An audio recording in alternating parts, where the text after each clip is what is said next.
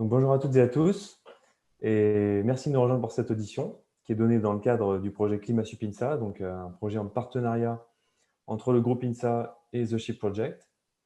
Et donc, l'objectif de l'audition, il est double. Il s'agit premièrement d'amener des éléments de compréhension relatifs aux ressources fossiles et minérales. On n'abordera pas les ressources de biodiversité. Et également de pouvoir discuter des connaissances et des compétences qui pourraient être utiles dans ce domaine-là pour les ingénieurs. Donc, Olivier Vidal, qui nous a rejoint aujourd'hui, qu'on remercie, est directeur de recherche au CNRS. Il est spécialisé dans ces questions, c'est-à-dire les questions relatives aux ressources et notamment les modélisations et les interactions de ces enjeux. J'attire votre attention simplement sur le fait qu'à l'instar de Félix Lallemand, notre conférencier de lundi dernier sur la biodiversité, Olivier nous propose sa vision, qui est celle de son domaine, celle de sa compétence, et certainement, il ne peut certainement pas englober toutes les dimensions du métier d'ingénieur. Donc, je dis ça par rapport aux questions. Mais je pense qu'il nous donnera son avis volontiers sur toutes ces questions de toute manière. Concernant l'agenda, on vous propose 45 minutes de présentation d'Olivier, et ensuite, on aura 45 minutes de questions. Merci beaucoup, et je te passe la parole, Olivier. Donc, effectivement, je vais essayer de vous parler un peu des besoins futurs en matière première, avec un lien avec l'énergie qui est très fort, hein, puisque les deux thématiques, matière première et énergie, ne sont pas dissociables l'une de l'autre. Donc, ce que je propose de faire, c'est un rapide survol des paramètres qui contrôlent à la fois la demande et la production. Alors, ça va être vraiment un survol, mais ce que j'aimerais faire, c'est justement montrer qu'on a beaucoup de champs disciplinaires qui sont connectés à cette thématique générale des ressources, et donc on a besoin de compétences très, très variées. Donc, en guise d'introduction, je vous montre deux figures que vous connaissez déjà, hein, l'évolution de la population mondiale à gauche et d'un indicateur on va dire, de l'activité économique et de la prospérité économique, qui est le PIB à droite. On démarre en 1750 jusqu'en 2010, mais ce qui est intéressant, c'est de voir cette évolution, hein, très importante entre 1950 et 2010, et même au-delà, depuis, à la fois de la population. On était 2,5 milliards ou 3 milliards en 1950, on est 6 fois plus, on est 6 milliards actuellement, on sera probablement 11 milliards à la fin du siècle, selon les scénarios médians des Nations Unies. Une augmentation encore plus importante en relatif du PIB réel, et si on combine ces deux évolutions, on s'attend à avoir une augmentation de la quantité d'énergie utilisée, bon, ici en énergie primaire, mais c'est pareil pour l'énergie utilisée, et également une augmentation de la quantité de matières premières utilisées, parce que ces matières premières, évidemment, sont nécessaires pour toutes les activités anthropiques, on va dire, et c'est ce que je vais essayer de montrer par la suite. La courbe bleue ici montre la production d'aluminium depuis, et ce qu'on voit, c'est que depuis le début du siècle, on a doublé, donc en une vingtaine d'années, on a doublé cette production et cette consommation. Donc, il s'agit de taux de croissance ici qui sont de l'ordre de 5 à 6% par an, hein, ce qui est vraiment énorme. Et évidemment, la question qui se pose, c'est combien de temps peut-on rester sur ces tendances? Est-ce que la demande va continuer à croître de manière telle qu'il faudra continuer sur ces tendances? Ce n'est pas une question qui est complètement nouvelle, hein. Évidemment, elle a été abordée plusieurs fois depuis Malthus, en passant par les travaux du Club de Rome, et plus récemment, c'est des questions qui sont assez présentes dans la littérature.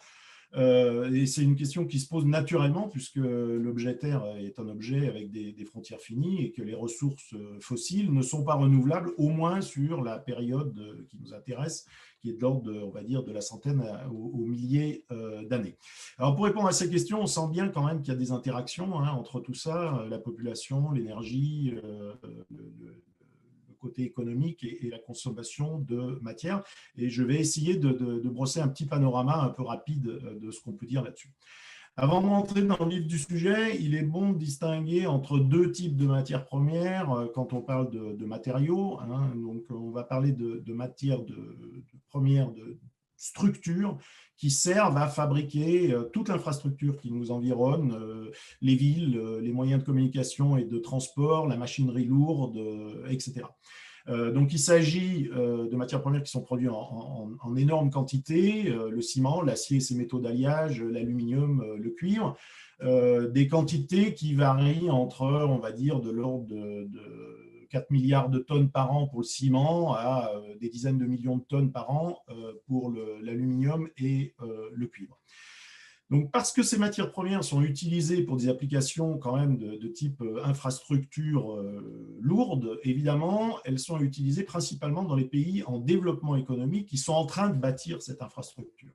À l'heure actuelle, la Chine, qui est encore en émergence économique, consomme la moitié de l'acier produit mondialement, par exemple. Si on regarde l'évolution maintenant au cours du temps, après la Deuxième Guerre mondiale, on a eu une grosse augmentation de la production d'acier et de la demande d'acier qui était associée à un besoin de reconstruction de l'infrastructure des pays actuellement développés. Donc ça, c'était les 30 glorieuses. Ensuite, on a les 30 piteuses, entre 70 et, on va dire, les années 2000, où on voit une stabilisation de la consommation parce que l'infrastructure ou la majeure partie de cette infrastructure est en place, en tous les cas dans les pays actuellement développés.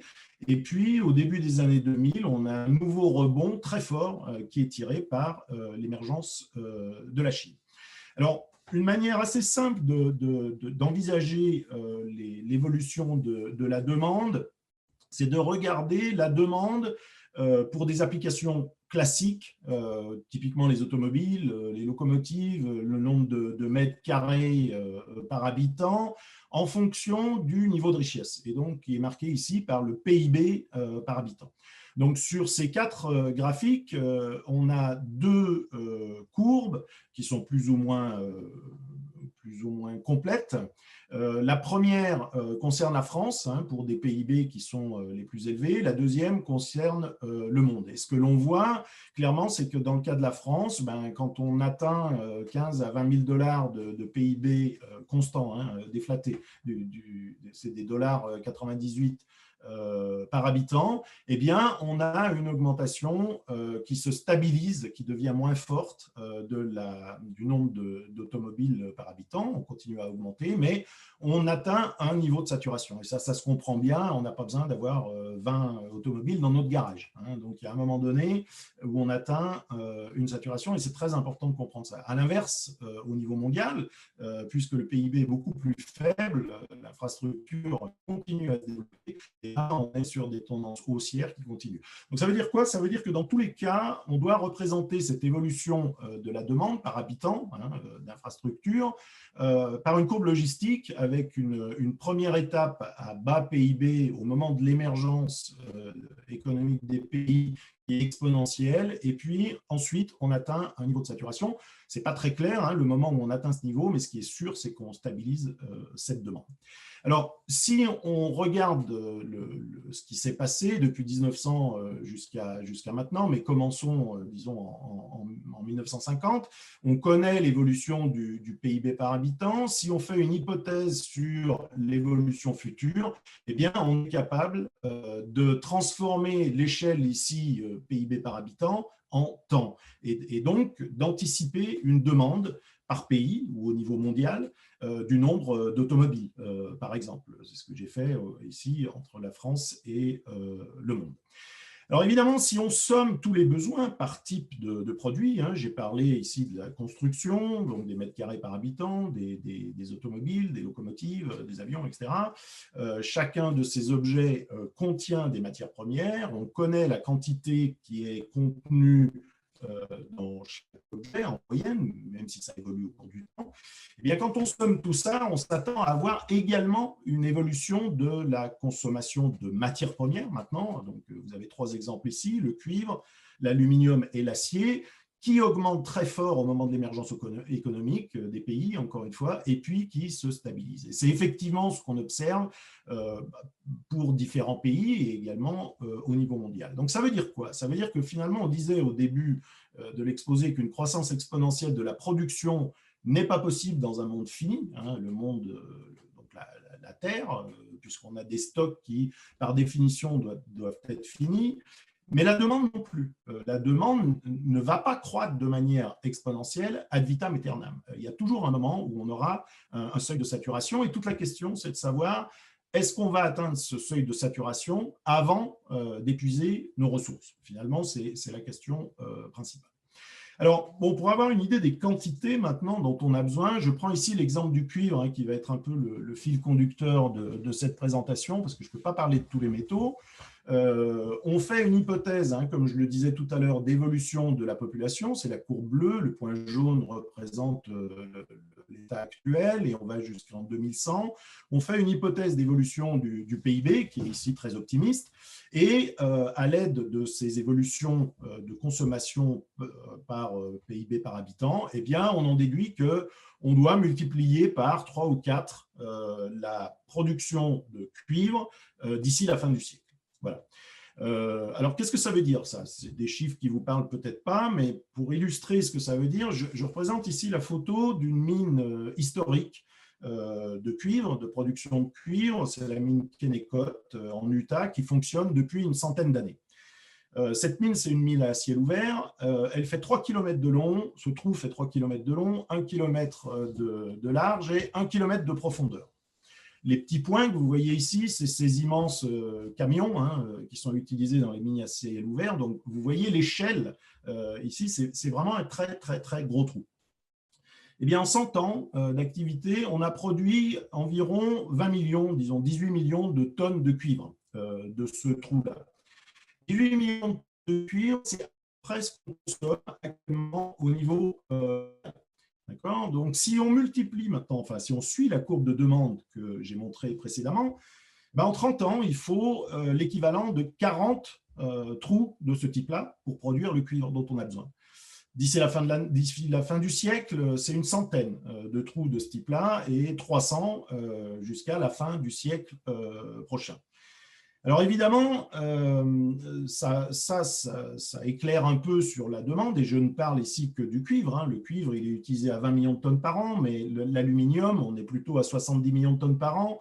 L'acier, c'est 1500 millions de tonnes par an, donc vous multipliez évidemment tous ces besoins par ces trous, et vous obtenez des impacts environnementaux qui ne sont pas négligeables, notamment pour l'extraction de ces ressources primaires. On en trouve beaucoup d'exemples hein, je vous invite à regarder sur Internet, vous allez avoir plein d'exemples de ces impacts qui se traduisent finalement par une opposition sociale à la mine dans les pays producteurs. Pour différentes raisons. D'abord parce que c'est de la pollution au quotidien, mais également parce qu'on a des conflits d'usage, notamment pour l'eau, entre des agriculteurs qui ont besoin d'eau et puis des miniers qui utilisent énormément d'eau également dans leur process. Donc tout ça amène des conflits et bon, je ne vais pas détailler tout ça, mais il y a deux exemples qui me semblent assez intéressants. En 2017, le Salvador a été le premier pays au monde à bannir de son territoire l'extraction minière et c'est inscrit dans la Constitution. En Australie, un deuxième exemple, en Australie, l'année passée, il y a eu un jugement en défaveur d'un minier qui produisait du charbon et qui voulait étendre ses activités avec l'argument que cette activité n'était pas en phase avec le changement climatique, ou plutôt contribuait à augmenter le changement climatique. Donc, si on commence à utiliser ce genre d'arguments dans des cours, hein, et que les jugements sont en défaveur des miniers à cause de cet argument, ben évidemment, ça peut faire jurisprudence. Et ça peut être un danger important au-delà des aspects de disponibilité et de ressources à l'extraction minière. Mais je reviens à cette figure-là. Donc, on avait cette courbe de demande hein, qui augmente et on prévoit une forte augmentation de la production pour satisfaire la demande dans un futur proche. Les géologues nous disent no way, c'est impossible de satisfaire cette demande à partir d'une production primaire de cuivre. Pour différentes raisons que je ne détaillerai pas, mais disons de disponibilité et d'accessibilité des gisements que l'on connaît, et puis également des problèmes de réserve. Alors, il faut quand même se poser la question, est-ce que cette réponse est-elle complètement satisfaisante? Eh bien, si on regarde le passé, on s'aperçoit que les réserves de cuivre, hein, et je reste sur le cuivre, n'ont cessé d'augmenter de manière assez continue depuis 1900 jusqu'à aujourd'hui, malgré une augmentation de la production.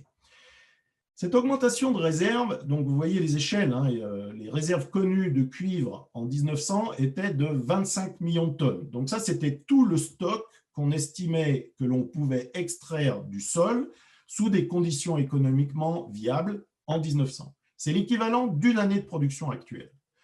Actuellement, les réserves estimées sont de l'ordre de 150 millions de tonnes, 750 millions de tonnes de stock que l'on pourrait extraire. Alors, comment on augmente les réserves?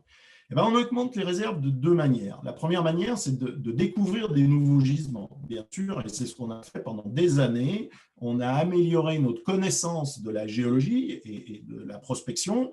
Donc, au départ, on connaissait une faible partie de la surface totale du globe. Actuellement, on a une couverture quand même qui est qui est bien meilleure en tous les cas. Donc, ça, c'est la première chose.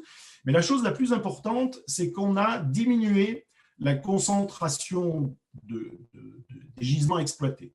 En 1900, on exploitait du cuivre de gisements qui en contenaient entre 3 et 4 %. Ces gisements sont exploités, maintenant n'existent plus.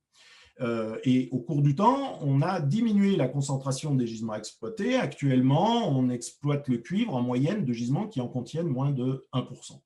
Or, la distribution du cuivre dans la lithosphère suit une loi log normale. Ça veut dire quoi? Ça veut dire que la concentration moyenne du cuivre dans toutes les roches on va dire de l'écorce terrestre, de la lithosphère, est de l'ordre de 100 ppm. Okay, les gisements qu'on exploite actuellement sont beaucoup plus concentrés. Mais en volume, il y a beaucoup moins de roches qui contiennent beaucoup de cuivre, donc à forte concentration, que de roches qui en contiennent peu. D'accord? Cet effet de concentration est balancé par l'effet de volume. Ça veut dire quoi? Ça veut dire que quand quand je diminue la concentration moyenne des gisements exploités, eh bien, j'augmente la quantité totale de cuivre accessible. Okay? Donc ça explique en bonne partie la manière dont on a pu augmenter nos réserves au cours du temps. Mais ça ne dit pas tout. Si on peut continuer sur cette tendance, bien évidemment, on aura des réserves ad vitam aeternam. On pourra même extraire le cuivre de l'eau de mer qui est extrêmement diluée. Mais il y a un oui mais. Le oui mais, c'est que, évidemment, vous comprenez bien que quand on va vers des gisements de plus en plus dilués, eh ben, il faut de plus en plus d'énergie pour extraire ce métal. Et là, on a une contrainte additionnelle qui est souvent évoquée. Au-delà du stock, c'est-à-dire des réserves disponibles, c'est le coût de production.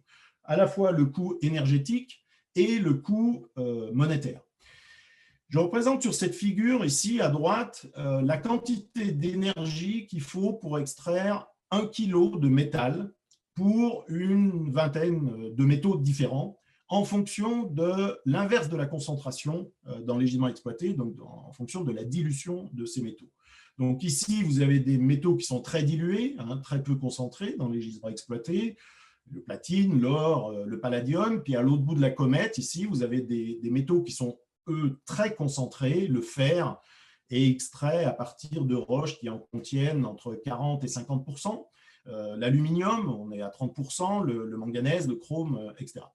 Eh bien, quand on représente ça dans un diagramme log-log, on a grosso modo une droite, une évolution linéaire. Ça veut dire quoi? Ça veut dire que l'énergie pour extraire 1 kg de métal est une fonction puissance de sa dilution.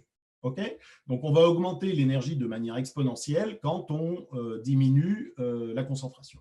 C'est la même chose pour le prix. Si on représente maintenant le prix des métaux à un instant donné en fonction de leur dilution dans les gisements exploités, on a à nouveau une droite. Donc, finalement, le prix d'un métal, la valeur d'un métal à un instant donné, modulo bien sûr la conjoncture économique qui peut créer des pics de demande et des choses comme ça, mais sur le long terme, la valeur d'un métal est donnée par finalement l'énergie qu'il faut pour l'extraire.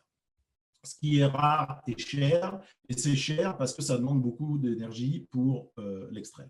Donc si on voit ça, et ça je répète, c'est une vision instantanée, par exemple en 2018, on en déduit que le prix du cuivre doit augmenter le long de cette courbe pointillée au cours du temps pour la baisse de concentration des gisements que j'ai indiqué précédemment. Et en fait, ce n'est pas ce qui s'est passé. À nouveau, si on regarde les données passées, depuis 1900 jusqu'à aujourd'hui, le prix du cuivre en dollars constants est marqué par cette courbe ici. Alors, certes, il y a des hauts et des bas qui sont très prononcés, à nouveau, qui sont le résultat on va dire, d'une conjonction socio-économique particulière. Alors, les crises pétrolières, les guerres, les récessions, des choses comme ça. Mais d'une manière générale, sur le long terme, on n'a pas eu cette augmentation qui était prévisible. On assiste plutôt à l'inverse. Entre 1900 et 2000, le prix réel du cuivre a plutôt baissé. Et puis après, on ne sait pas trop ce qui se passe, mais je vais en parler tout à l'heure. Alors, pourquoi est-ce qu'on baisse? Eh bien, parce que ça, c'est l'effet du progrès technologique. C'est-à-dire qu'on est capable d'extraire du cuivre maintenant avec des technologies qui n'étaient pas envisageables il y a 100 ans. Ces technologies ont évolué, elles sont de plus en plus performantes, la productivité a augmenté, donc ce qui permet de tirer toutes ces boîtes grises qui sont ici représentées à un instant donné vers le bas. On a une amélioration de l'efficacité énergétique d'environ 1% par an qui a pu compenser l'évolution rouge ici, qui est une augmentation de la quantité d'énergie dont on a besoin à technologie constante. Donc la technologie ici est extrêmement importante, évidemment. Si on fait ça maintenant, si on utilise ces mêmes évolutions et qu'on essaye de regarder le futur, eh bien, on arrive à la conclusion que cette baisse de prix et cette baisse de quantité d'énergie dont on avait besoin ne durera pas. Il y a un moment donné où l'amélioration technologique ne peut plus compenser la baisse de qualité des gisements. Et là, on part à nouveau sur une croissance haussière du prix qui est notamment liée à une augmentation de la quantité d'énergie. Si on couple ça à une augmentation possible du prix de l'énergie, évidemment, on peut avoir des évolutions de prix qui sont beaucoup plus importantes sur le long terme. Voilà, donc ce qui est très important, c'est de bien comprendre ces effets combinés de la géologie, de l'amélioration des technologies. Et en tant qu'ingénieur, vous devez être évidemment sensible à ça, puisque c'est aussi c'est surtout du ressort des ingénieurs d'améliorer cette technologie. Et il faut vraiment regarder sur le long terme. On ne peut pas se contenter de regarder sur le court terme. OK, donc admettons qu'on ne peut pas, et je pense que c'est la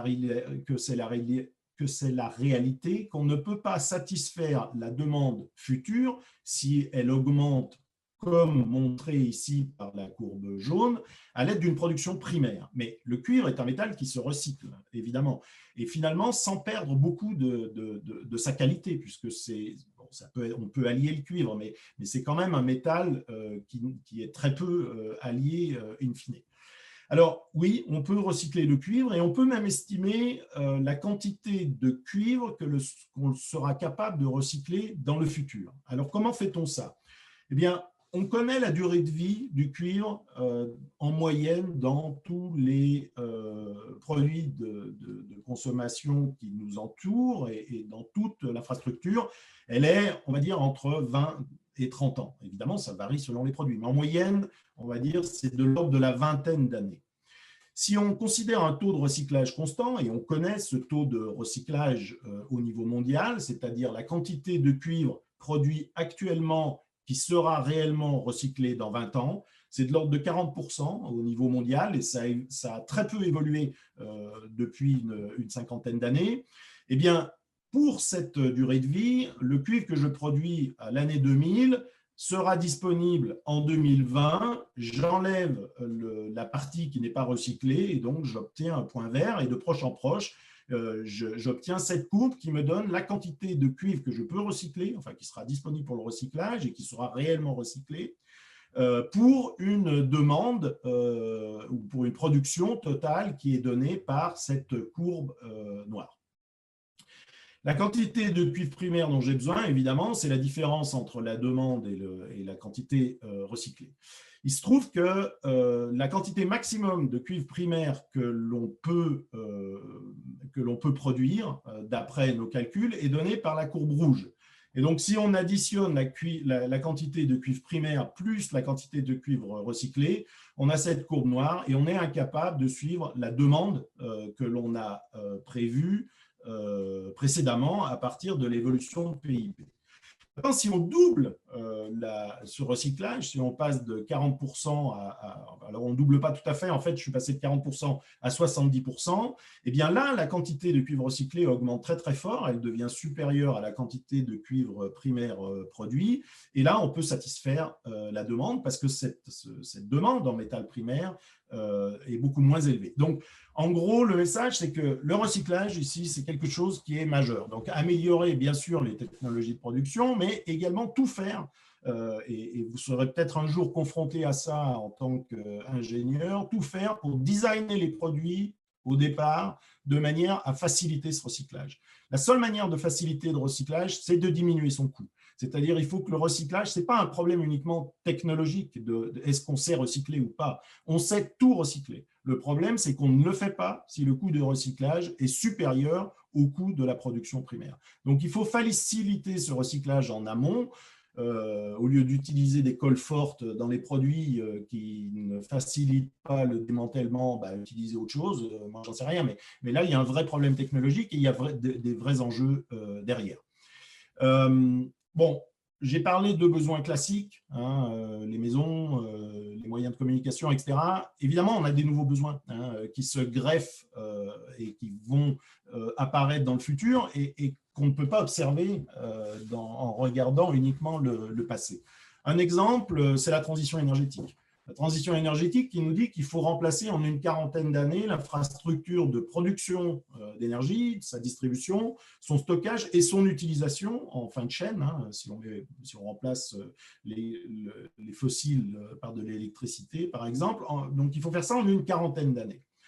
La deuxième chose, si on veut réussir la transition énergétique, c'est qu'on va devoir remplacer une énergie de stock et de haute qualité, les hydrocarbures, voire le charbon, par des énergies de flux qui présentent deux inconvénients majeurs. C'est d'une part l'intermittence, bien sûr, mais également la dilution. On a beaucoup d'énergie qui vient du soleil, par exemple, qu'on pourrait utiliser. Le problème, c'est que cette énergie est extrêmement diluée. Et pour récupérer cette énergie et la transformer en une énergie utilisable, il faut de très grandes infrastructures. Alors, vous avez tous en tête ces fermes de panneaux solaires qui couvrent des surfaces très importantes. On peut aussi prendre l'exemple de l'éolien. Voilà l'exemple d'une grosse infrastructure, une éolienne offshore de 6 mégawatts qui fait 170 mètres de haut si on compte les pales. Cette éolienne contient 1500 tonnes d'acier. Elle contient un aimant permanent qui lui-même contient environ, on va dire, entre 300 et 500 kg de terre rare. Donc, si on reste sur l'acier, 1500 tonnes d'acier pour 6 mégawatts de puissance, ça fait une intensité acier en tonnes par mégawatt de 250 tonnes par mégawatt de puissance installée, ce qui est largement supérieur à d'autres technologies de production d'électricité utilisant des combustibles fossiles, que ce soit le charbon, le gaz, le pétrole ou les combustibles nucléaires. Si on passe en énergie maintenant, pour des raisons de performance des systèmes, il faut environ entre 600 et 700 éoliennes de ce type-là pour produire autant d'électricité qu'une centrale nucléaire de 1300 mégawatts. Donc, ça vous donne une idée de la quantité de matière dont on a besoin. Et on peut faire la même observation pour tous les modes de production d'électricité. Donc, dans le carré blanc, ici, j'ai à nouveau pour l'acier. Hein. Donc, ici, il s'agit de la production d'électricité nucléaire ou en utilisant des hydrocarbures ou du charbon. Et puis, dans le carré vert, on a les technologies utilisant des sources d'énergie renouvelables, donc l'éolien, le photovoltaïque, le solaire à concentration. Et puis, on termine ici avec les barrages. Alors, il y a plein de sortes de barrages, hein, donc il y a évidemment des incertitudes, mais c'est des moyennes que je vous montre là.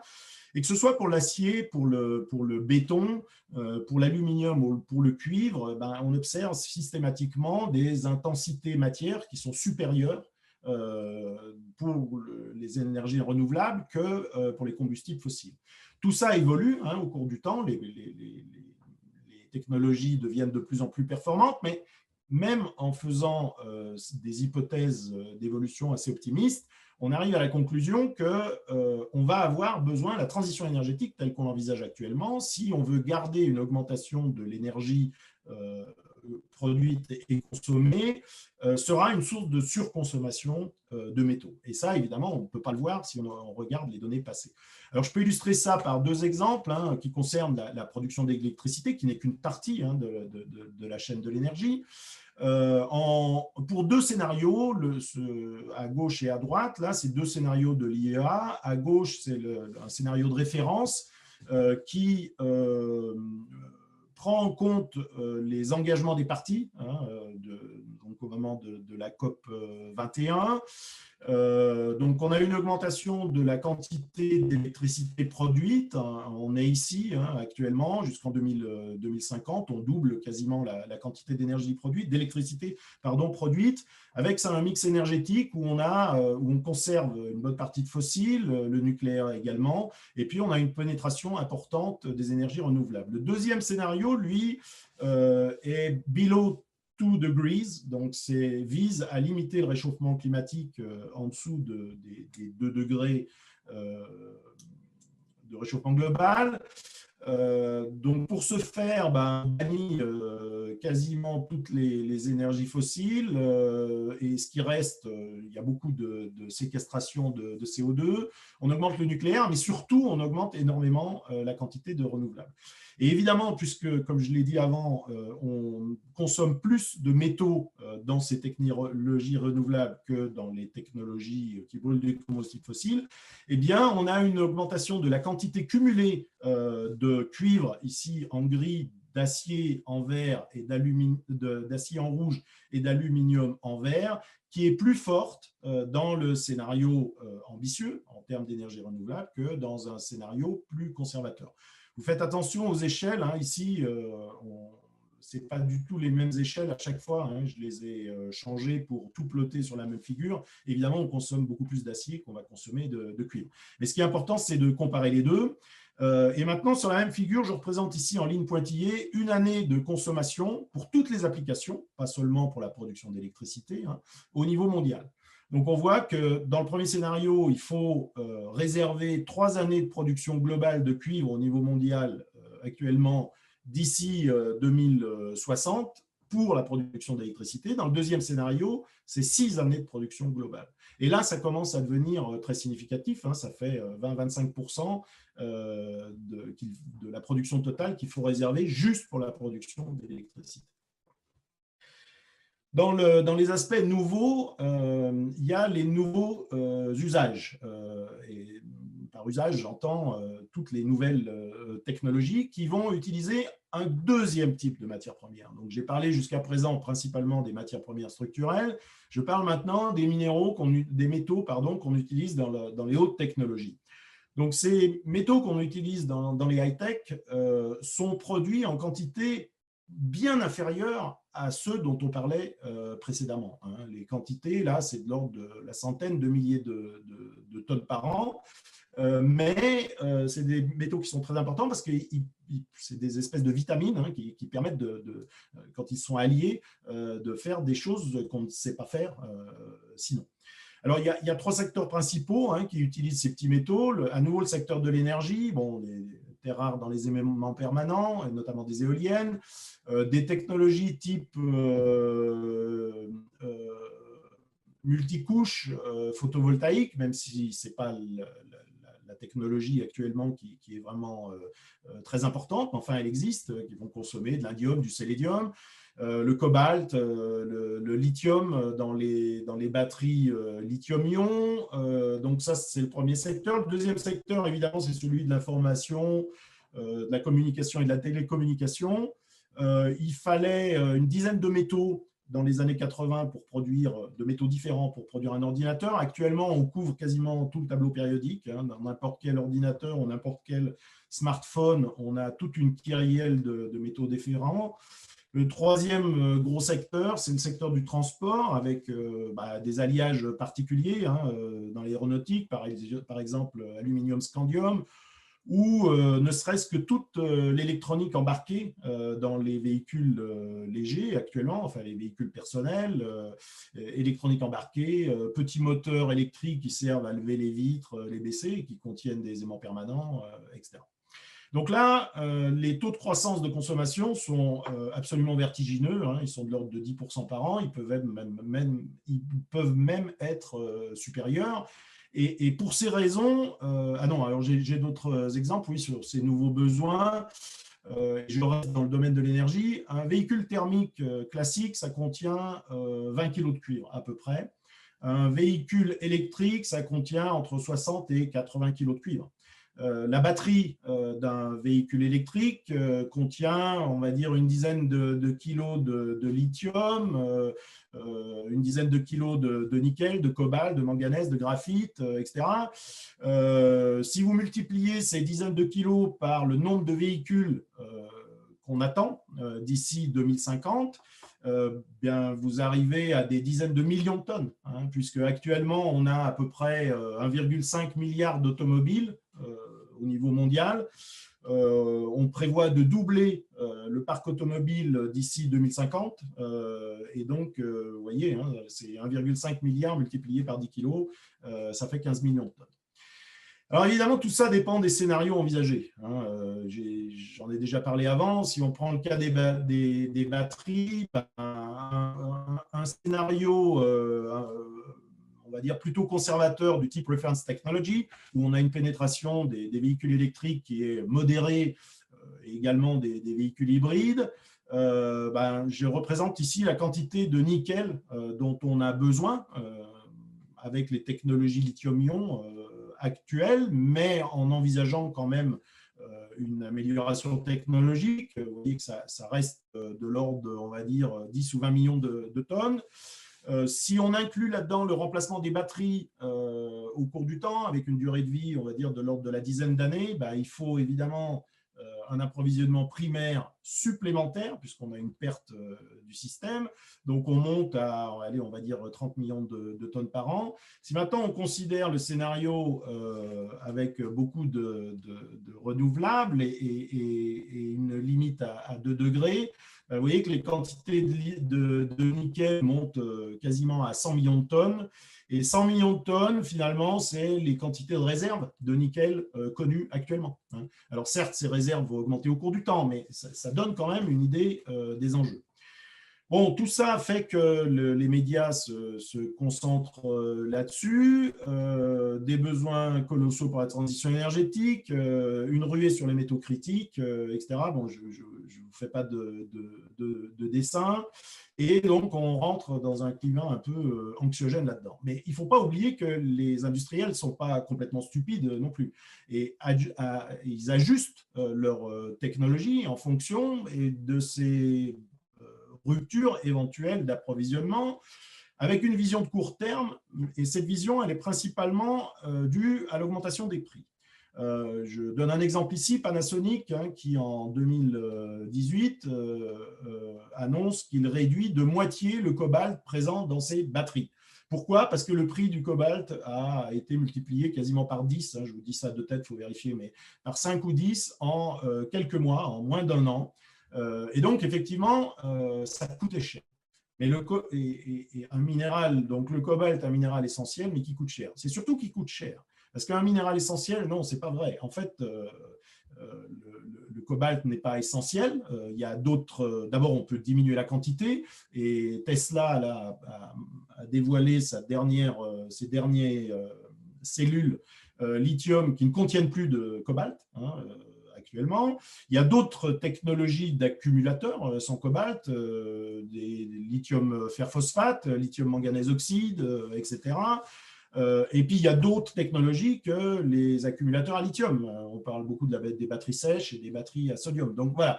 Donc, là aussi, tout le travail d'ingénierie sur ces sujets est absolument primordial et je dirais même crucial pour éviter ces points durs et ces risques d'approvisionnement. Donc, ça, c'est la première activité des industriels. La deuxième activité, c'est une activité de lobbying. Les industriels alertent les politiques sur des risques d'approvisionnement. Tesla l'a fait il y a quelques temps et notamment, on va dire, l'année passée. Et ça se traduit après par une stratégie plus ou moins développée selon les pays, qu'ils soient producteurs ou consommateurs, une stratégie qui vise à sécuriser ces approvisionnements. Par exemple, le Mineral Security Act, qui a été proposé par le Sénat américain et qui vise à aller chercher ailleurs et s'assurer qu'on arrive à chercher ailleurs ce qu'on ne peut pas produire sur place. Alors, chercher ailleurs, c'est aussi et particulièrement une attitude européenne. L'Europe consomme à peu près 20% des ressources minérales produites au monde. Elle en produit localement environ 3%. Donc, on voit bien qu'il y a un décalage énorme et ce décalage est fait grâce à des importations. Il y a quelques semaines, l'Union européenne a dévoilé son plan d'action pour sécuriser son approvisionnement en matières premières critiques. Alors, c'est quoi une matière première critique ? Pour définir la criticité, on plotte dans un diagramme à 2 dimensions. En abscisse, vous avez l'importance pour le secteur industriel européen et en ordonnée, vous avez le risque évalué d'approvisionnement sur ces matières premières. Et plus le score est élevé, évidemment, plus ces matières premières sont considérées comme critiques. Alors, les seules matières premières critiques en Europe, c'est toutes ces matières premières dont finalement on ne connaît pas grand-chose, qui sont utilisées, encore une fois, dans l'aéronautique, dans les aimants permanents, les batteries, le numérique, la communication. Donc, on a l'indium, le germanium, le gallium, toutes les terres rares, etc. Mais il n'y a absolument rien sur toutes les applications qui sont réellement vitales. Autant ces métaux sont utilisés dans des technologies qui évoluent au cours du temps, autant pour les applications vitales telles que l'habitat, le transport, la machinerie lourde ou une éolienne, l'acier d'une éolienne, c'est jugé comme absolument pas critique parce qu'on estime que les approvisionnements sont sécurisés. Ça, c'est vraiment et ça mérite une discussion de détail qui, à mon avis, n'est pas faite. C'est ma vision personnelle. Alors, le gros producteur de ces matières premières critiques, c'est la Chine. Vous voyez, je l'ai entouré ici en bleu. On a, on va dire, peut-être 90% en valeur des matières premières utilisées au niveau mondial qui sont produites par la Chine. Mais la Chine a les mêmes problèmes. Elle a d'autres problèmes aussi. Elle a aussi ses problèmes de matières premières. Et la Chine va également chercher ces matières premières à l'extérieur. Donc, si elle ne peut pas les chercher dans des pays développés, elle va les chercher dans des pays en voie de développement également. Et notamment en Afrique. Je montre ici une carte où les couleurs ici montrent les pays africains où la Chine a des prises de participation sur le marché des matières premières et des hydrocarbures. Et vous voyez que quasiment toute la carte est couverte. Et en ce sens, beaucoup de gens disent que la Chine est un nouvel empire colonial accepté en Afrique. Pourquoi ? Parce que en 2013, les échanges commerciaux entre la Chine et l'Afrique sur les matières premières ont été estimés de l'ordre de 200 milliards de dollars. Moi, je pense que c'est beaucoup plus actuellement, mais bon, c'était l'estimation de l'époque. Et une partie, évidemment, de cet argent est réinvestie en Afrique sous forme de routes, d'infrastructures, d'hôpitaux, d'écoles, etc. Alors, la Chine, c'est intéressant parce que si on regarde l'évolution de la consommation d'acier en Chine, par exemple, alors là, c'est vraiment vertigineux. Actuellement, la Chine consomme environ 800 millions de tonnes d'acier par an et elle ne peut pas le faire à partir de matières recyclées. On sait recycler l'acier, mais la Chine n'a rien à recycler puisque l'infrastructure n'était pas existante avant. Donc, elle se reporte essentiellement sur du fer primaire. Ce n'est pas du tout le cas des pays développés. Si on prend le cas de la France, par exemple, la consommation annuelle d'acier en France est de l'ordre, bon là c'est un peu haut, c'est la courbe bleue, on est plutôt vers 15 millions de tonnes par an, et la quantité de fer disponible dans les produits en fin de vie, puisqu'on a une infrastructure qui est en place, est quasiment du même ordre. Donc le recyclage dans les pays développés, ça doit être la priorité. On aura toujours besoin d'un peu de primaire, mais on a quand même des gros avantages par rapport à des pays en voie de développement type la Chine. Bref, donc j'ai essayé de ratisser un peu large là, et mon message, c'est que pour avoir une vision long terme de ces besoins, capacité d'approvisionnement et demande en matières premières, ben, il faut intégrer ça dans un modèle dynamique parce que tout varie en même temps. Consommation, le PIB, les taux de recyclage, les durées de vie, les nouveaux usages, etc. Et on ne peut pas se contenter de regarder les quelques années passées pour faire des prédictions sur le long terme. Ça ne suffit pas. Donc, il faut non seulement un modèle dynamique, mais il faut également des compétences très variées. Hein, et c'est un peu le propos ce soir.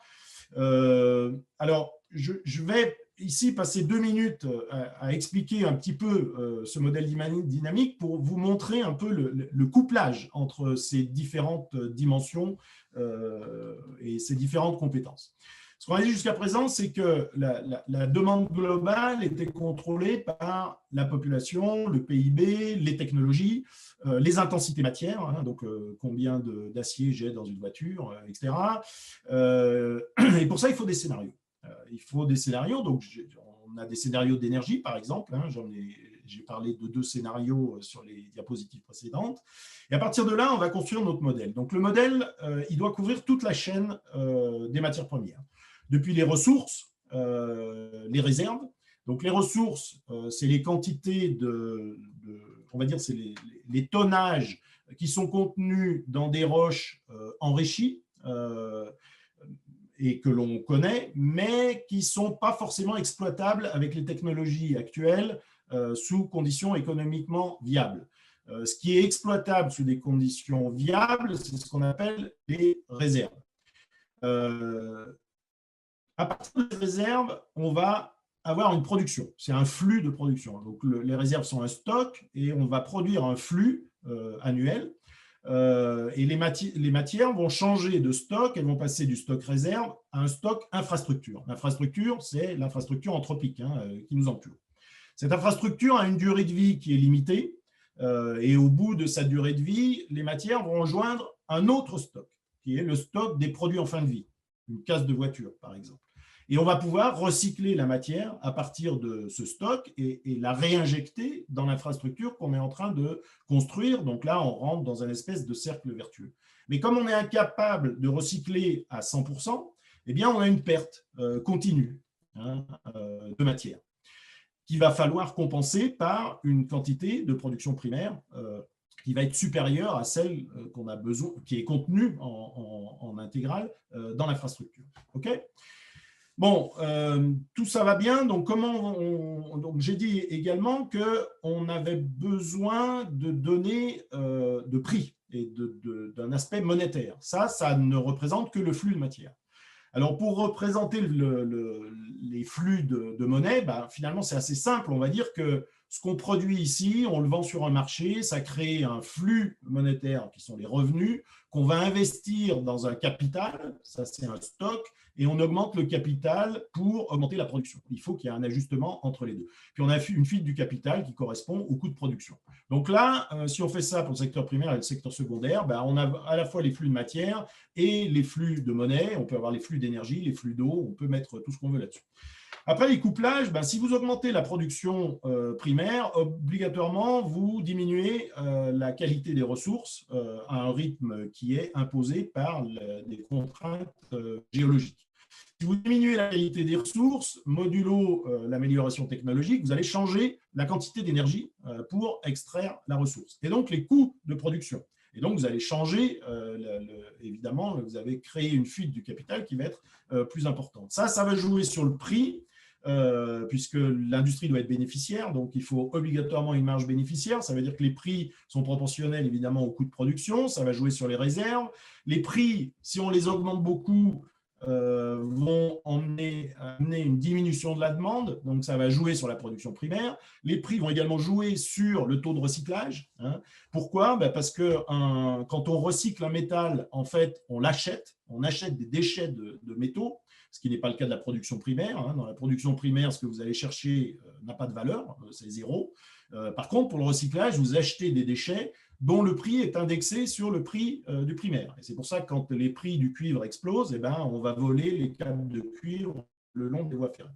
Donc voilà, une fois qu'on a tout ça, en fait, on est notre modèle et puis on peut éventuellement… Alors, la première contrainte, c'est de reproduire les évolutions passées, bien sûr, et puis on peut éventuellement dire des choses sur le futur. Les compétences dont on a besoin, là, elles sont variées. On a besoin évidemment de compétences en économie, en sciences humaines et sociales, pour ces différentes parties du cycle, mais également en sciences de la terre, pour la partie ressources primaires, et puis évidemment des besoins en ingénierie, nouvelles technologies, matériaux, process d'une manière générale pour les autres parties de cette chaîne des matières premières. Je ne vais pas rentrer dans le détail, mais l'analyse des tendances passées et bâtir des scénarios, comme on a essayé d'en parler ici, ça demande des connaissances en énergétique, bien sûr. Donc, on va dire, un dépend de l'ingénierie, mais d'une matière physique d'une manière générale. On va parler de style de vie, d'acceptation sociale, de conflits d'usage des ressources et des choses comme ça. Donc, ça, c'est aussi du ressort de l'économie et des sciences humaines et sociales. On va parler de niveau de souveraineté pour les États et des risques à l'approvisionnement. Ça, c'est des aspects de géopolitique, de géostratégie. On va parler de réglementation. C'est très important, cette réglementation qui change. Pour les matières premières, par exemple, des matières premières qui ne sont plus autorisées. Une réglementation type la réglementation REACH, par exemple. Donc ça, il va falloir remplacer des matières qu'on utilisait par d'autres. Alors, l'exemple tout bête, c'est le mercure dans les thermomètres. Voilà. Il faut changer le mercure par autre chose. On n'a plus le droit d'utiliser. Donc, il va falloir faire, bien sûr, une veille technologique, mais également, quand on parle de réglementation, avoir des notions de droit. La technologie, bien sûr, un aspect technologique et de nouveaux process, j'en ai déjà parlé, matériaux, la chimie intervient là-dedans, la biologie intervient aussi beaucoup. On peut développer des nouveaux process biologiques, et notamment pour le recyclage. Donc, il y a des choses intéressantes à faire là. On va parler de ressources locales. Donc là, c'est plutôt sciences de la terre, type métallogénie, géochimie, géophysique. On va parler environnement. Donc biologie, sciences environnementales, bien sûr, mais également faire un lien avec une échelle plus large, donc sciences du climat, d'une manière générale. Et puis, tout ça, si possible, pour éviter de regarder par le petit bout de la lorgnette, faut le mettre dans une grande modélisation dynamique avec des processus couplés. Donc ça fait appel à des compétences de type maths appliquées, des techniques de codage, etc. Et puis, une grosse chose qui émerge et qui me semble extrêmement importante, c'est être capable de travailler avec des grandes bases de données, des douanes, de l'INSEE, de je ne sais quoi, qui vont nourrir ces modèles et les faire parler entre elles. Enfin, il y a toute une compétence là à avoir également. Voilà, j'ai fini. Donc je me ferai un plaisir de répondre à vos questions s'il y en a. Iliana, Damien, je te laisse commencer peut-être. Merci beaucoup. Merci beaucoup Olivier pour ton excellente présentation. On a pas mal de questions, oui, effectivement. Alors, est-ce que tu as déjà vu l'impact du Covid-19 sur les consommations des ressources? Oui. Alors, je dois même avoir une diapositive là-dessus. Au moins sur la consommation de… Alors non, je ne l'ai pas parce que c'est une autre présentation. Oui, on peut faire ça. Alors, sur la consommation des ressources, ça dépend lesquelles. Si on parle des ressources minérales, comme j'ai fait là, évidemment, on voit un impact parce que l'activité industrielle a chuté pendant le confinement. et les confinements. Hein, donc, évidemment, on produit moins, donc on utilise moins. On voit également ça très bien sur l'énergie, hein, et sur les émissions de CO2. Alors, il y a des études, hein, qui sont faites là-dessus et qui évaluent cet impact qui est réel. Et puis, on peut le faire aussi avec notre modèle dynamique. Là. On peut dire, par exemple, puisque j'ai une relation entre infrastructure en place, évolution du PIB et consommation d'énergie, bah, si je baisse le PIB de 10%, hein, pour l'année 2020 au niveau mondial, c'est ce qu'on estime, bah, je peux recalculer la quantité d'énergie qui ne sera pas utilisée. Et c'est assez satisfaisant parce qu'on retombe exactement sur, enfin, on retombe à 10% près sur les observations, ce qui est vraiment enregistré. Donc, un modèle, ça peut aussi servir à ça. Merci. Est-ce que tu pourrais développer un petit peu la question des pressions politiques par rapport aux ressources, quand il y a des embargos de certains pays, par exemple? Alors, développer dans quel sens? Il peut y avoir des embargos, bien sûr. Il peut y avoir. Alors, il y a des exemples passés. Hein, par exemple, la crise des terres rares, on va dire en 2011, où la Chine décide du jour au lendemain, oui, de réduire je crois que c'est 30%, je dis ça de mémoire, ses exportations. Ça se traduit par quoi? Ça se traduit par un assignement de la Chine j'ai perdu le nom. J'ai perdu le nom. À une instance qui juge les libres-échanges et les échanges commerciaux au niveau mondial. Et la Chine a été sommée de reprendre ses exportations, enfin, de remonter son niveau d'exportation, puisque c'était jugé comme préjudiciable pour les pays utilisateurs.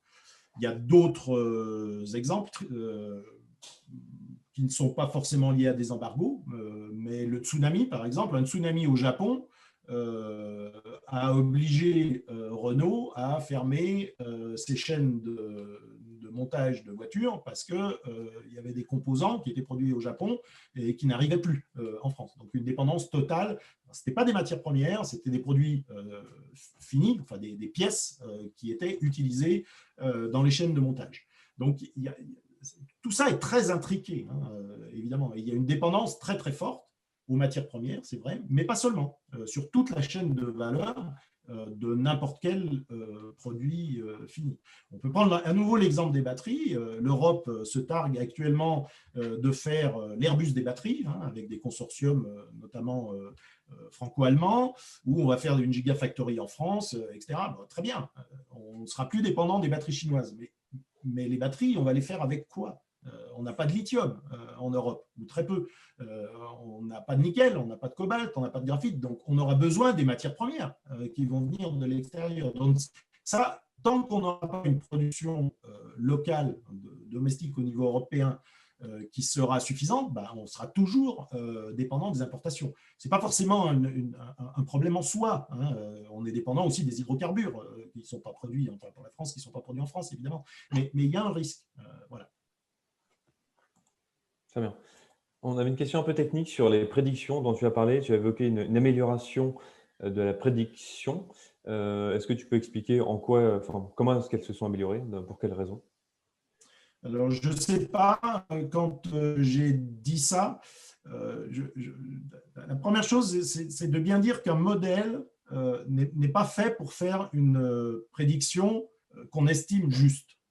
D'accord ? Le modèle, il a deux objectifs. Le premier objectif, c'est quand même d'avoir des tendances sur le long terme et puis d'essayer de trouver un chemin et en tous les cas de pouvoir comparer différents scénarios et en termes de besoins, en termes d'impact, etc. Ça, un modèle peut le faire.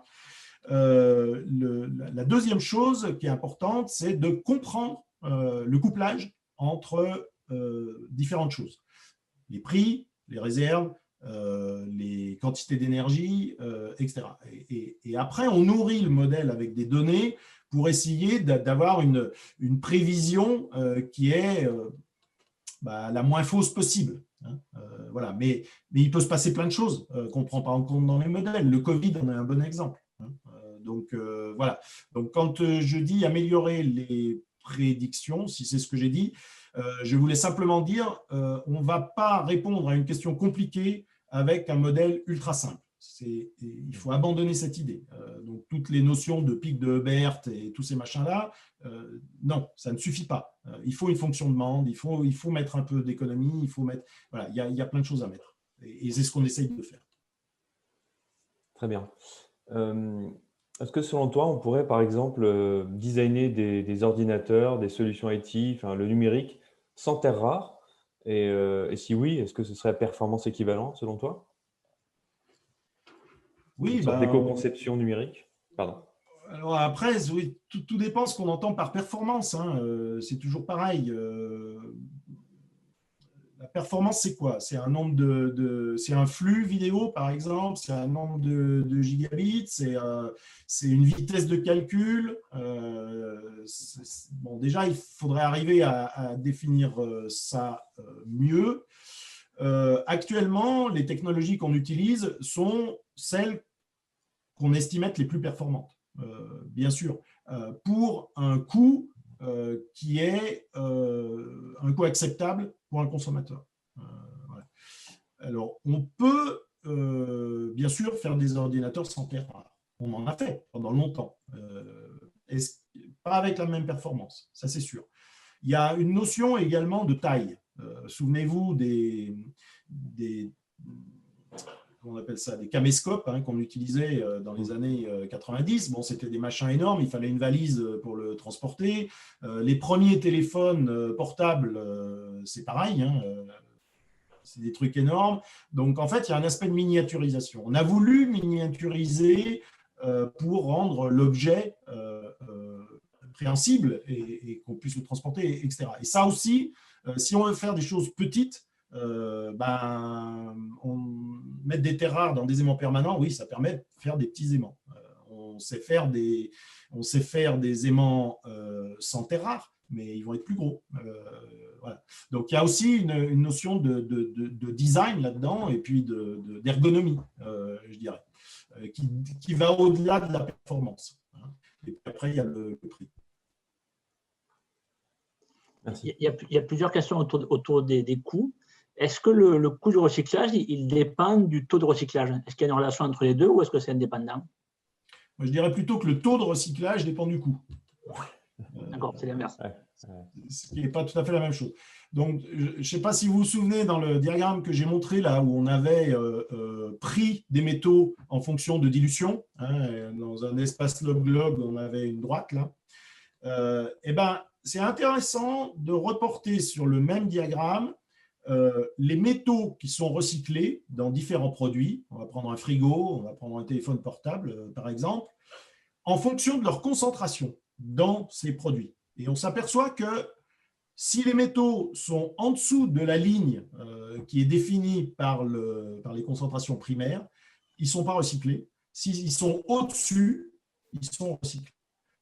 Et que finalement, le coût du recyclage est aussi proportionnel à leur concentration. Alors, évidemment, il y a des effets de matrice là-dedans, hein, évidemment. Si le recyclage, finalement, si les métaux sont séparables les uns des autres et s'il n'y a pas d'alliage, bah, c'est une entropie de mélange. Donc ça, on sait faire.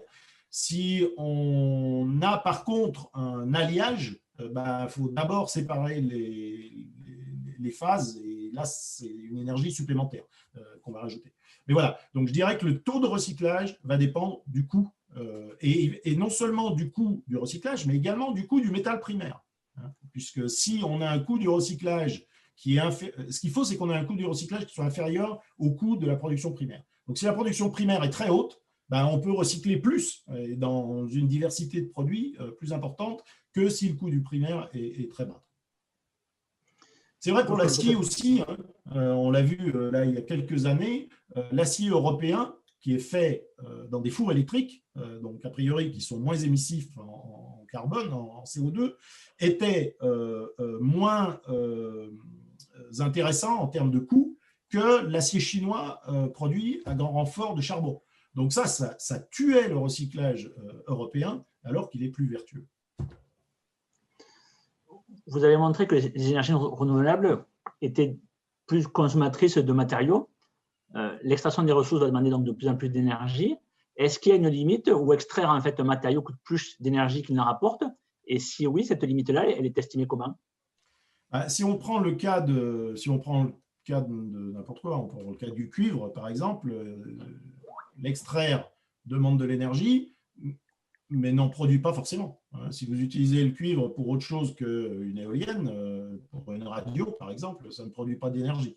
Donc, c'est une première réponse à la question. La deuxième réponse à la question, c'est qu'il y a toujours une limite thermodynamique. Si on prend le cas du fer, par exemple, le fer, il est extrait d'un minéral, d'un oxyde de fer, qui va être de l'hématite ou de la magnétite. Pour casser cet oxyde de fer, il faut, au signe près, une enthalpie de formation. C'est l'énergie libre de formation de l'oxyde de fer pour le casser en fer et oxygène. On ne pourra pas descendre en dessous.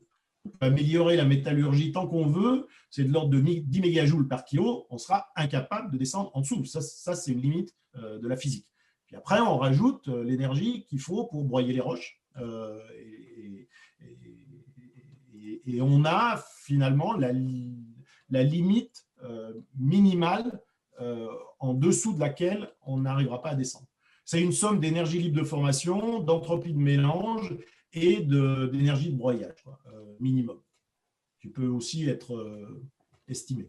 Donc on le sait. On sait que pour le fer actuellement, pour l'acier basique, on est à peu près à 25 mégajoules par kilo de production. On était à 50 mégajoules dans les années 60, donc il y a une grosse amélioration, mais on ne descendra jamais en dessous de 15 mégajoules. Ça, on le sait. Une dernière question sur les coûts, et après j'aurai la parole à Damien.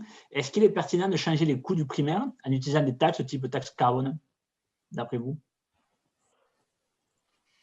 Honnêtement, pour moi, c'est super dur de répondre à cette question-là et je préfère la laisser aux économistes. C'est très, très compliqué, ces affaires de taxe carbone.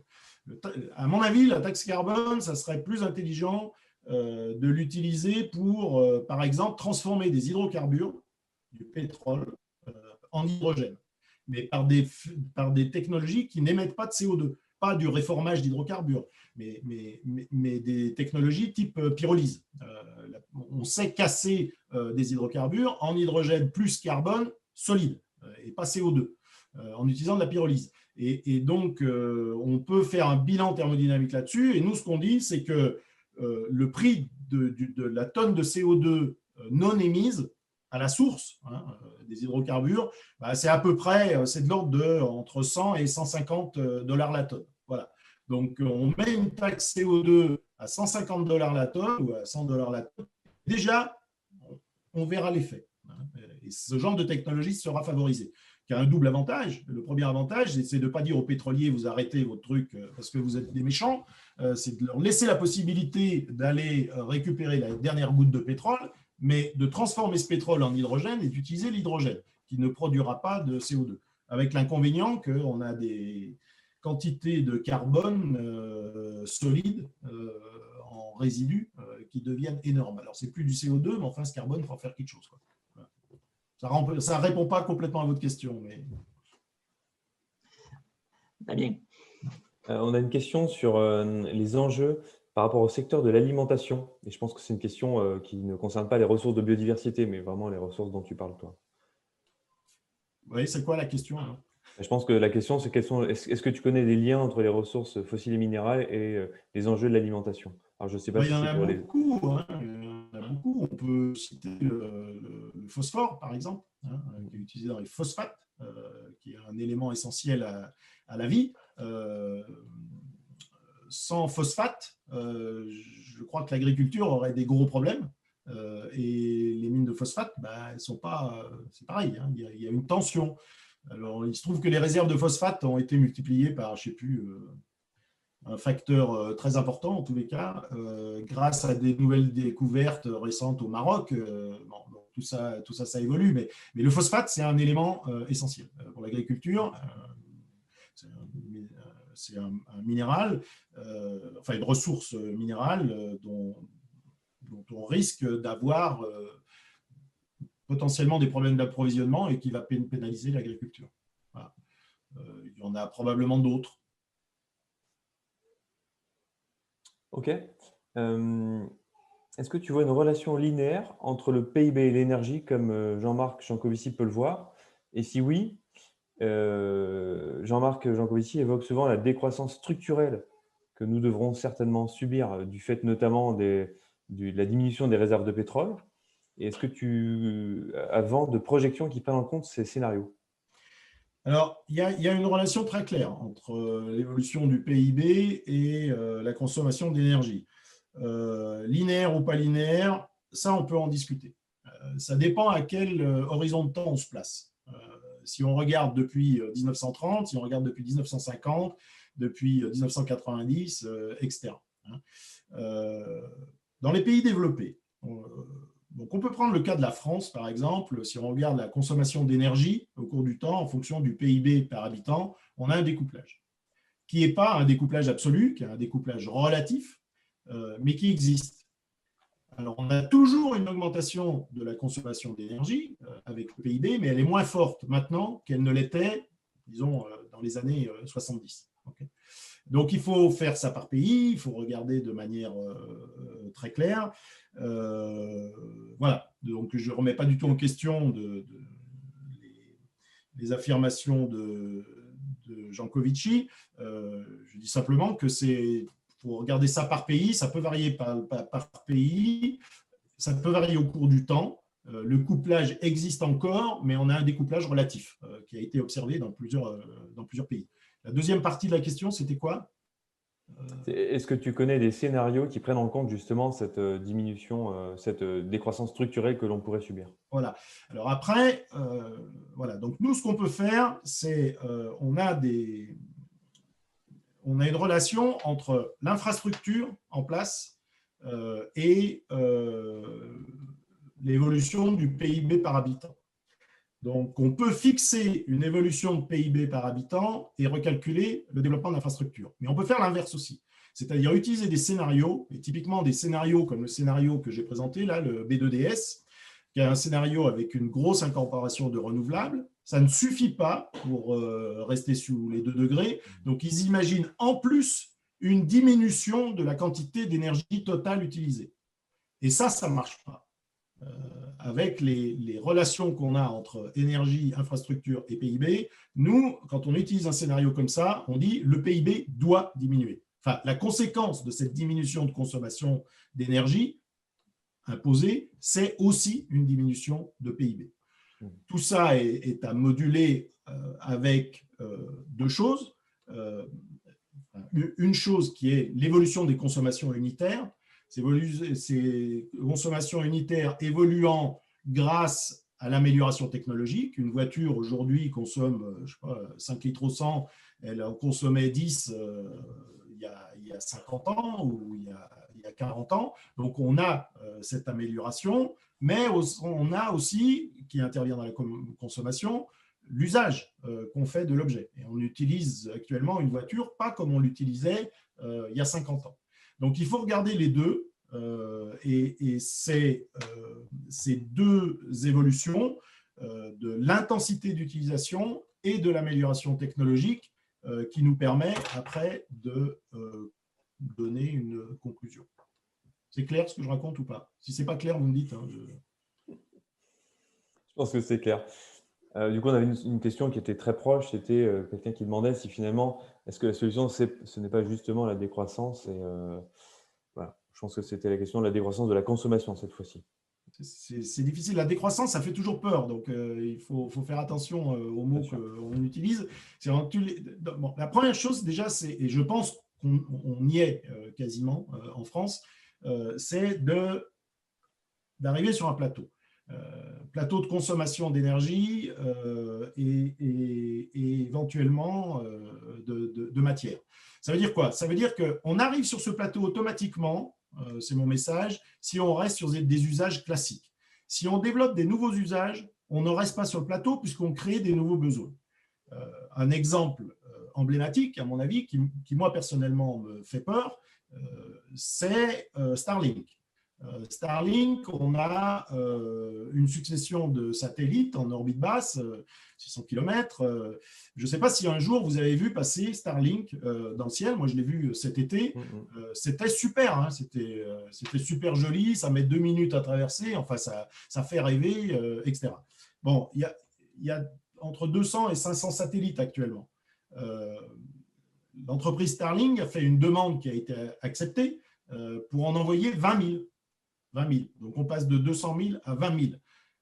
Et puis, ce qu'il prévoit, c'est d'arriver en 2030 à 40 000 satellites. Donc, ça veut dire qu'on ne pourra même plus regarder les étoiles. Là, ça sera fini. Et ça va au-delà de ça.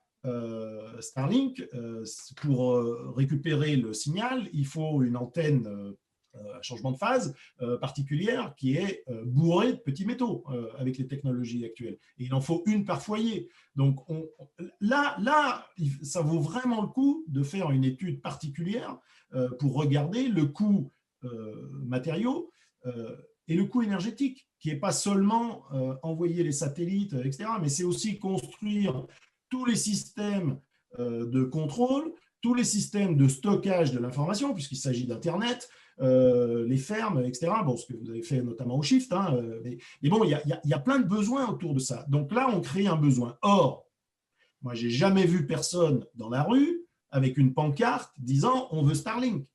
Et on veut couvrir, on veut que Internet soit couvert, on veut que la Terre soit couverte d'Internet. Donc ça veut dire que c'est là où le système marche sur la tête. C'est que les industriels vont créer des besoins et on sera obligé d'adapter nos comportements à ces besoins-là, alors que ça n'est pas une demande de la société. Voilà. Donc, je sais plus pourquoi je parle de ça, parce que je ne me souviens plus exactement de la question. Mais la décroissance. Ouais, sur la décroissance. Voilà. Donc, avant tout, je pense qu'il faut réfléchir à ce que ça veut dire la croissance. Attention, je ne suis pas un anti-technologie, hein, et je répondrai à ça après. Je pense que la technologie est absolument nécessaire. L'amélioration technologique est nécessaire. Par contre, elle doit être réservée à des choses bien particulières et il faut en discuter mondialement. On développe Starlink d'un côté, donc Starlink, c'est Musk. Amazon veut faire la même chose, évidemment, puisqu'il y a un marché à prendre. Donc, on va avoir un système redondant. Il y a un Chinois là, qui a dit, enfin je dis un Chinois, ce n'est pas du tout péjoratif, mais une entreprise chinoise qui a dit qu'elle faisait la même chose. Donc, ce n'est même pas 30 000 satellites qu'on va avoir, c'est le double ou le triple si ça continue comme ça. Ça n'a aucun sens. Donc, on fait ça d'un côté. D'un autre côté, on dit on va mettre la fibre optique pour faciliter les communications. Moi, j'ai été raccordé, j'habite à la campagne, j'ai été raccordé au tout à l'égout il y a 10 ans et je suis raccordé à la fibre optique aujourd'hui. Donc, c'est voir la vitesse à laquelle les trucs évoluent. À côté de ça, on met encore un autre système qui ne fait pas tout à fait la même chose, mais quand même, c'est la 5G. Donc, on a une redondance totale des systèmes qui est extrêmement consommatrice, à la fois en matière, mais également en énergie, sans aucune coordination et sans demande citoyenne. Donc, c'est ça qu'il faut éviter, plutôt que de parler de décroissance. Déjà, on commence à travailler là-dessus. Et puis après, on réfléchit au reste. Le temps passe, donc peut-être on va passer aux questions sur l'aspect formation ingénieur. À vous écouter, les ingénieurs qu'il faut qu'on forme demain, c'est des ingénieurs qui vont travailler beaucoup autour de l'éco-conception, du recyclage, d'être capable d'améliorer tous ces procédés-là. C'est ça votre vision de demain, l'ingénieur? Non. Ce n'est pas ma vision forcément de ce que devrait être un ingénieur. J'ai essayé de coller au thème des ressources, qui est celui que je connais un peu. Voilà. Après, l'ingénierie en tant que telle, évidemment, c'est beaucoup plus large que ça. Hein. Mais dans la thématique, on va dire, ressources, oui, je pense que c'est des choses importantes. Il faut que les ingénieurs comprennent leur contribution dans leur profession à ces problèmes-là. Et leur contribution qui peut être positive et négative. On va développer des nouveaux matériaux. Alors, on va développer des nouveaux matériaux pour essayer d'alléger les véhicules. Et c'est louable. Hein. Alléger les véhicules, ça veut dire on va consommer moins d'énergie. OK. Mais quels matériaux on va concevoir? Est-ce que c'est des alliages hyper compliqué, sophistiqué, qu'on va être incapable de recycler après? Et donc, si on ne fait pas l'analyse sur tout le cycle de la matière, on risque de créer finalement des impacts qui ne vont pas être balancés par l'amélioration qu'on avait envisagée au départ. Est-ce que ça va être des high strength steel, par exemple, ou est-ce que ça va être des alliages aluminium-scandium? Même si le prix est le même, ça n'aura pas du tout les mêmes impacts. Donc, je pense que l'ingénieur doit, s'il est intéressé par la thématique matériaux, doit être conscient de ça. Et puis améliorer les procédés, bien sûr, améliorer les procédés, mais pas seulement. C'est toujours un compromis entre l'amélioration de l'efficacité, l'effet rebond qu'on risque d'avoir après dans l'utilisation, et puis la contrainte matériaux au départ, qui n'est jamais pris en compte. Je veux dire, quand on décide de faire des batteries lithium-ion, c'est super, c'est une révolution. On se dit qu'on va être capable d'utiliser l'énergie différemment, l'électricité, la stocker, etc. Et puis, on s'aperçoit qu'en fait, on a besoin de beaucoup de lithium, et beaucoup de nickel, et beaucoup de cobalt. Et là, les problèmes commencent à arriver. Peut-être qu'il faut essayer de réfléchir un peu dans l'autre sens. Voilà. Toujours sur l'ingénierie de domaine, on a bien vu sur votre exposé que on a besoin de compétences multidisciplinaires sur cette thématique-là. Vous avez parlé de l'énergie, de l'économie, du droit, de la biologie, etc., etc. Comment vous voyez ça dans une formation supérieure qui est aujourd'hui encore très disciplinaire? Comment vous pouvez envisager ça, vous? Comment vous voyez ça? C'est quoi votre vision là-dessus? Moi, j'ai une vision qui est déformée parce que je suis un chercheur et moi, j'ai commencé par les sciences de la Terre, après j'ai fait de la physique et puis maintenant, je m'intéresse à ces problèmes-là. Donc, je pense qu'il faut apprendre tout le temps. Mais ce n'est évidemment pas les contraintes que vous avez pour une formation supérieure. Moi, ce que je vois à travers les écoles où j'interviens, ou les facs où j'interviens, c'est qu'il y a un socle commun avec une spécialité qui peut être la physique, qui peut être des sciences de la Terre ou n'importe quoi. Et puis après, essayer de donner une vision assez large, un panorama assez large. Et c'est pour ça que je fais cet exposé ce soir, parce que je pense que c'est important de le faire, donner une vision assez large sur d'autres enjeux. Mais on ne peut pas imaginer qu'un ingénieur soit spécialiste de tous ces domaines-là, bien évidemment. Et ce n'est pas le but. Par contre, il faut qu'il ait une conscience. Voilà. Il faut qu'il ait une conscience des enjeux et éventuellement des interactions entre les disciplines. Et à partir de là, s'il veut s'intéresser à un problème particulier, il apprendra au moment voulu. Voilà, c'est plutôt comme ça que je le vois, moi. Donc, un socle commun avec une formation d'ingénieur particulière, mais un éventail, enfin une culture assez large pour qu'on comprenne les enjeux, même sans être spécialiste. Question sur l'économie circulaire que tu as abordée de nombreuses fois, notamment via l'éco-conception et le recyclage. Donc, on a tous bien compris que c'était un élément important.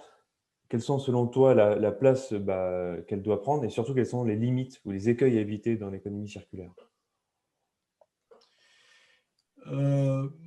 Des écueils, si on peut faire mieux, c'est-à-dire recycler qu'une production primaire uniquement, moi, je pense qu'il faut le faire. Par contre, il ne faut pas croire que le recyclage est la seule solution. Dans un monde qui est en évolution, alors c'est peut-être moins le cas dans les pays développés qui sont moins en évolution, mais au niveau mondial, on va continuer, la demande va continuer à croître. Le recyclage, ça ne suffira pas. On peut pas, puisqu'on a vu qu'on recyclait ce qu'on avait produit 20 ans avant, on en produit moins, etc. Donc le primaire sera encore là. Voilà. Après, je ne vois pas d'écueil en matière de recyclage, honnêtement, si c'est fait selon les règles de l'art, quoi, et avec la réelle volonté de limiter les impacts. Mais ça, c'est comme toute activité. Donc, non, je ne vois pas d'écueil du recyclage. Le seul écueil que je vois, c'est de penser que le recyclage va pourvoir à tous nos besoins, ce qui est évidemment faux. dans votre exposé, vous en avez un peu parlé quand vous avez montré la magnifique mine à ciel ouvert là, avec le trou Oui. monstrueux que ça faisait. C'est quoi les impacts de cette augmentation de la demande en termes d'environnement sur la pollution des sols, les rivières, la biodiversité, etc. Il y en a beaucoup, hein. Il y a plein d'exemples, je ne peux pas tous les citer, mais les exploitations à ciel ouvert sont des grosses exploitations avec beaucoup de déchets. Les déchets, ils sont stockés. Il y a des bassins de décantation, des choses comme ça. Bon, ça dépend des métaux, hein, mais bon, si le barrage du bassin casse, c'est la catastrophe totale. Il y a eu des exemples. C'était au Brésil, enfin en Amérique du Sud, là, il y a pas très longtemps, l'année passée, avec des pollutions massives d'un fleuve sur une centaine de kilomètres, hein, où tout meurt. Il y a des métaux lourds, c'était de l'exploitation d'aluminium, autant que je me rappelle, donc avec des bouts rouges, là, tout crève. Hein. C'est pas irrémédiable, hein. Je veux dire, la nature est résiliente, mais enfin, voilà. Après, il y a des pollutions classiques, plus acides, enfin, on va dire des déchets acides. C'est souvent des sulfates que l'on exploite. Donc, quand il pleut dessus, on fait de l'H2S. Donc, ça, c'est du drainage minier acide. C'est un truc hyper connu. En France, il y a plein d'exemples. Il y a 14 000 sites pollués en France, hein, dus à des exploitations minières passées qui ont été répertoriées. Donc, je vous invite à regarder ça. Vous verrez qu'il y a toute une littérature là-dessus que moi j'ai découvert il y a pas très longtemps. Et ça, c'est des déchets d'anciennes exploitations. C'est même plus des exploitations actuelles, hein, des déchets miniers qui sont là et puis qui crachent leurs métaux lourds et autres choses pas très sympathiques quand il pleut dessus, parce que ça a été fait avec des pratiques qui ne sont plus celles qu'on utiliserait probablement aujourd'hui. Enfin, il faut le souhaiter. Ou alors dans des pays où, parce que ça, c'est l'autre problème, c'est que les technologies d'extraction minière ont très fortement évolué de manière favorable au cours des années, mais elles ne sont pas toujours appliquées. Hein. Pour appliquer les bonnes pratiques, il faut une infrastructure dans le pays et des fonctions régaliennes qui soient en place. Si on n'a pas ça, on peut faire n'importe quoi pour limiter les coûts. Et c'est ça aussi qui est une source forte de pollution. Puis il y a tous des aspects de corruption, enfin bon, vous connaissez ça, hein, mais il y a toute une littérature là-dessus qui montre très bien les défaillances du système. Tu mentionnais que les ressources qui sont ton sujet sont principalement utilisées dans les pays émergents. Et du coup, la question, c'est par rapport aux ingénieurs européens, quels sont les liens industriels qui font qu'ils pourraient agir sur ces questions? À quel niveau, selon toi, ils peuvent agir dans des contextes de chaînes de fournisseurs qui sont souvent multiples? Bon, ce que je voulais dire, c'est que c'est les matières premières que j'ai qualifiées de structurelles qui sont utilisées dans les pays émergents. Hein.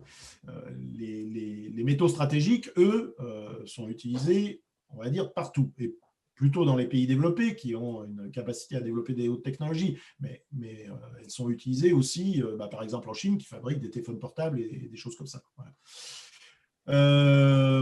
Après, les liens, je ne sais pas trop. Je vais avoir un peu de mal à répondre à cette question parce que je ne suis pas assez près de l'opérationnel. Donc, finalement, je ne connais pas dans le détail, tu vois, les marchés, c'est-à-dire la fonction d'acheteur, par exemple, dans un grand groupe. Je connais des gens qui font ça, mais je ne connais pas leur travail au quotidien. Donc, je ne voudrais pas raconter de bêtises, quoi. Mais ce qui est sûr, c'est que le transfert de compétences et le transfert de savoir depuis un pays développé vers un pays en voie de développement sur ces questions-là, c'est super, c'est très bien, c'est très bien. Parce qu'on ira beaucoup plus vite en amélioration des process dans des pays en voie de développement que dans des pays déjà développés. Donc, ce transfert de compétences, moi, il me semble vraiment super, super. Ok, très bien. Je pense que ce sera le message de la fin. Merci beaucoup, en tout cas, Olivier.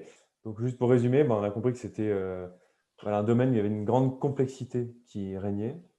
Et notamment, il y a le lien fort entre ressources et énergie qui est considéré, donc que ce soit fossile ou renouvelable. Et j'ai l'impression que tu as présenté des compétences qui avaient un fort potentiel d'intégration à de nombreux cours, à de nombreuses disciplines des ingénieurs, donc tant mieux. Super. Ouais, tant mieux. Donc, Merci à vous. Hein.